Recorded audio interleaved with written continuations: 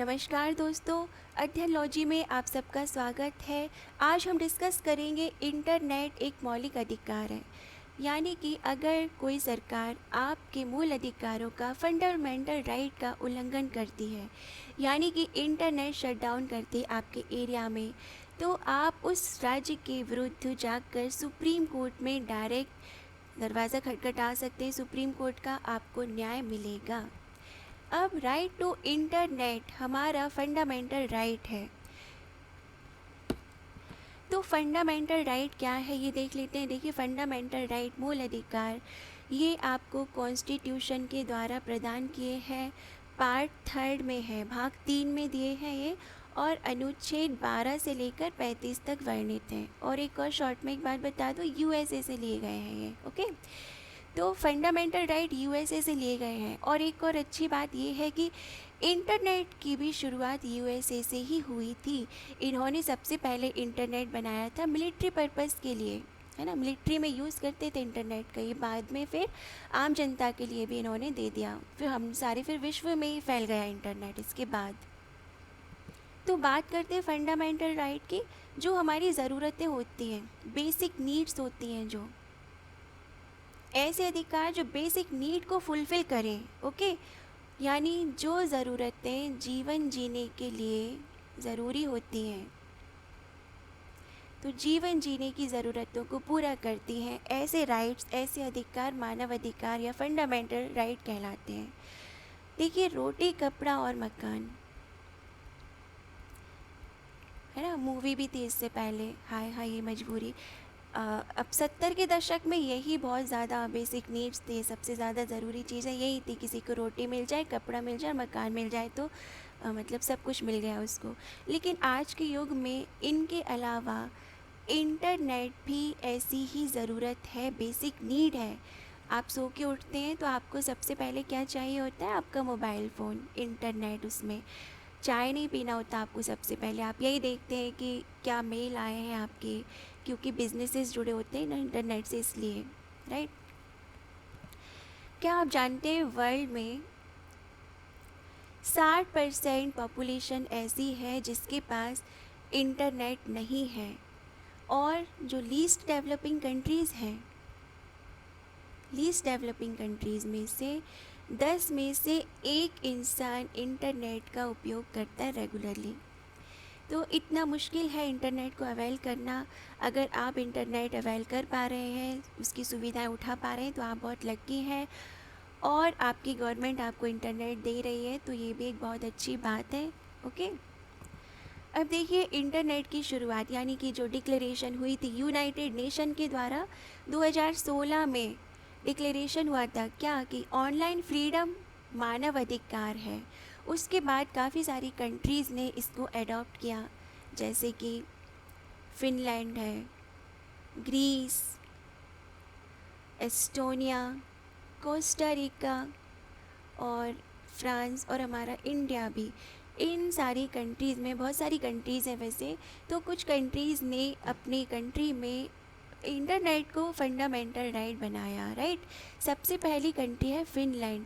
इसने पहले ही 2010 में ही लीगल राइट बना दिया था इंटरनेट को। अपनी कंट्री के हर एक सिटीज़न को 1 MBPS डाटा दिया था। देखिए, इंटरनेट अगर शटडाउन होता है, बंद होता है, तो क्या असर पड़ता है आम जीवन पर।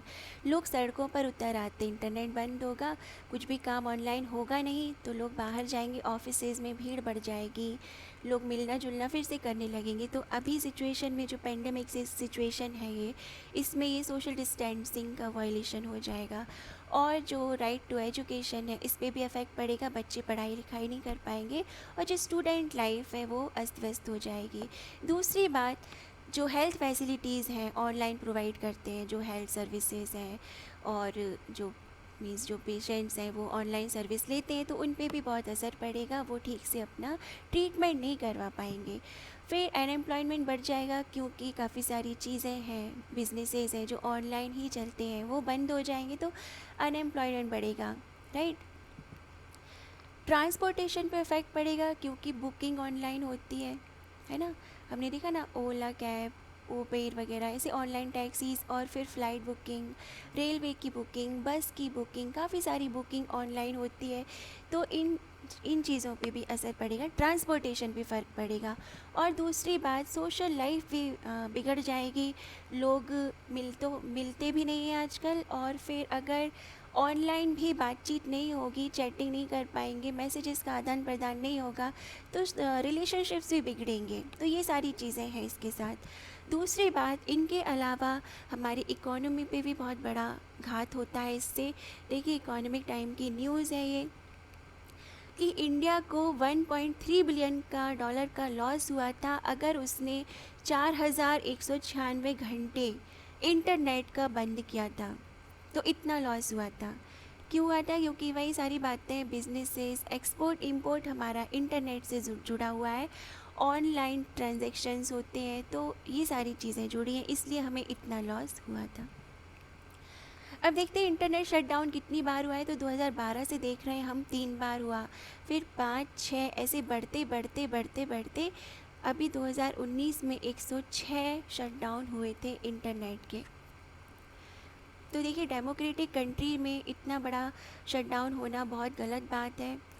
2019 में एक सबसे बड़ा, जो जम्मू कश्मीर में 370 हटाई गई थी जब लगाया था ना इंटरनेट शटडाउन, तो इसमें 213 दिन तक चलने वाला विश्व का सबसे लंबा इंटरनेट शटडाउन था ये।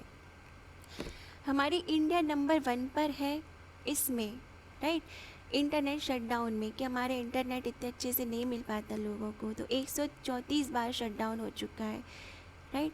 अब सेकंड नंबर पर पाकिस्तान है, फिर यमन है, इराक है, इथोपिया, और फिर बांग्लादेश है, फिर काफ़ी सारी ऐसी कंट्रीज़ हैं जो एक एक दो, देखिए सीरिया भी सबसे कम शटडाउन करती है ना।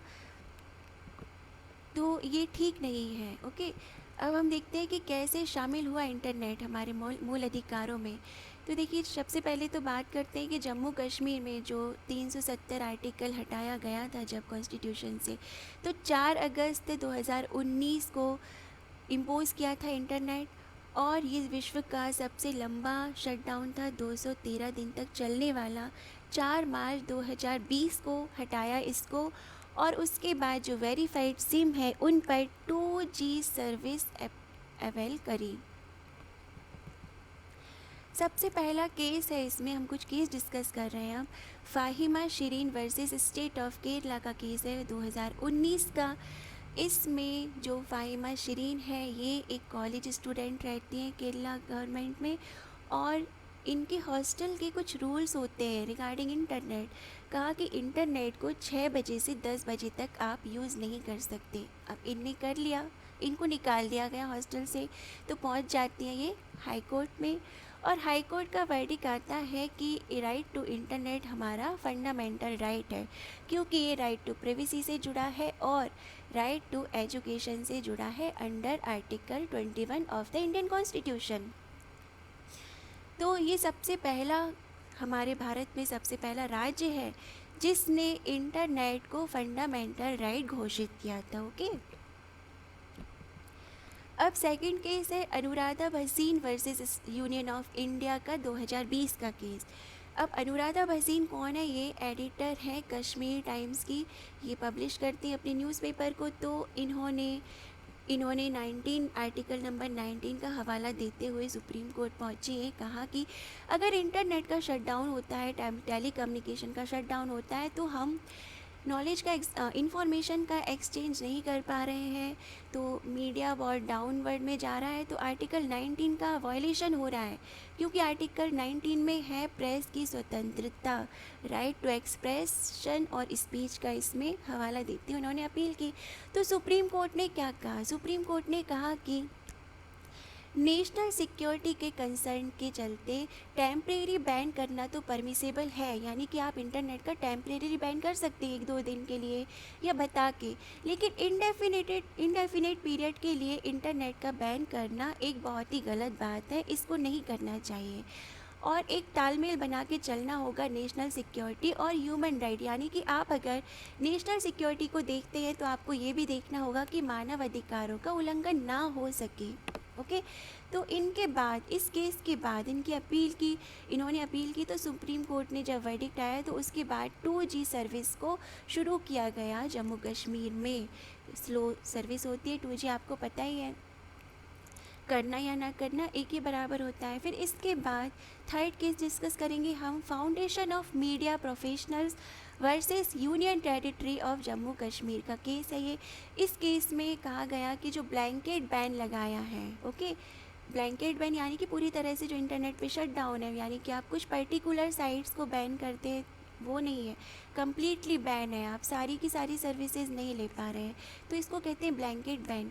अब 4G और 3G सर्विसेज के ऊपर जो बैन लगा हुआ है इसको हटाना चाहिए, क्योंकि फंडामेंटल राइट है हमारा एजुकेशन और हेल्थ सर्विसेज और बिजनेसेस, यानी कि अनएम्प्लॉयमेंट बढ़ रहा है। तो इन सारी चीज़ों के चलते हवाला देते हुए उन्होंने कहा कि हमारे फंडामेंटल राइट का वायलेशन हो रहा है, बिजनेसेस ठीक ढंग से नहीं हो पा रहे हैं, हेल्थ सर्विसेज पे अफेक्ट पड़ रहा है और एजुकेशन बच्चों को नहीं मिल पा रही है, क्योंकि 2G सर्विसेज से इंटरनेट इतने अच्छे से नहीं वर्क करता। तो इसके बाद कुछ इस राज्य के कुछ पर्टिकुलर एरियाज़ में 4G सर्विसेज को चालू किया गया। तो ये सारे केसेस थे इंटरनेट के रिगार्डिंग। देखिए कॉन्स्टिट्यूशन से किस तरह से जुड़ा हुआ है इंटरनेट। अब क्योंकि आर्टिकल 13 कहता है कि कोई भी लॉ नहीं बनाए जा सकते ऐसे जो फंडामेंटल राइट का वायलेशन करे, तो अगर इंटरनेट के रिगार्डिंग में अगर ऐसे लॉ बनते हैं कि इंटरनेट को शट डाउन किया जा रहा है या बंद किया जा रहा है या छीना जा रहा है, तो आपकी फंडामेंटल राइट का हनन हुआ, तो ऐसे लॉ वॉइड हो जाएंगे। ये आर्टिकल 13 कहता है। हम इनको फंडामेंटल राइट को दूसरे लेक्चर में डिस्कस करेंगे डिटेल में, अभी हम थोड़ा थोड़ा सा पढ़ेंगे सिर्फ। आर्टिकल 19(1) कहता है प्रेस की फ्रीडम से जुड़ा हुआ है, स्पीच और एक्सप्रेशन से जुड़ा हुआ है, और कहीं भी आने जाने से है ये कि स्वतंत्रता है आपको कहीं भी आने जाने की।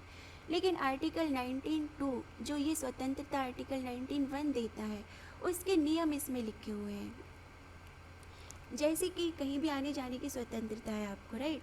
तो क्या आप ऐसे जनजातीय इलाके में जा सकते हैं? आप कहेंगे हमें तो स्वतंत्रता है, आप जाके वहाँ रहने लगे तो लोगों की लाइफ अस्त व्यस्त हो जाएगी वहाँ के। तो आर्टिकल 19(2) कहता है कि अगर आम जनता की, भारत की जनता की लाइफ अस्त व्यस्त ना हो, ऐसे अधिकार अगर हैं तो वो नहीं होंगे। और नेशनल सिक्योरिटी के बारे में कहा गया है कि ऐसे अधिकार अगर भारत की सुरक्षा को घात पहुंचाते हैं, ख़त्म करते हैं, तो ऐसे अधिकारों को भी सस्पेंड किया जा सकता है, राइट। तो ये बातें हमने की।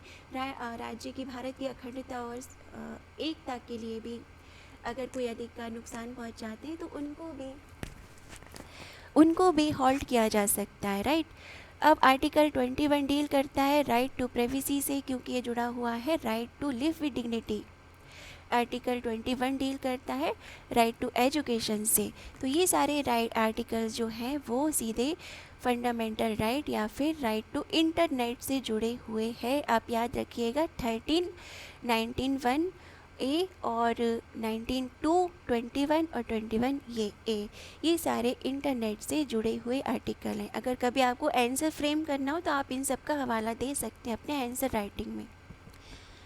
अब देखिए क्या प्रोसीजर है इंटरनेट सर्विसेज को सस्पेंड करने का गवर्नमेंट के द्वारा। तो गवर्नमेंट क्या क्या रूल अप्लाई करती है, कौन से अधिनियम के द्वारा करती है। तो ऐसे 3 अधिनियम है हमारे यहाँ पर। एक इंफॉर्मेशन टेक्नोलॉजी एक्ट है 2000 का, और CRPC का है 1973 का, फिर टेलीग्राफ एक्ट है 1885 का। ये 3 ऐसे लॉ हैं और एक मैनुअल है, राइट। तो याद रखिएगा 4 चीज़ें हैं आपके पास।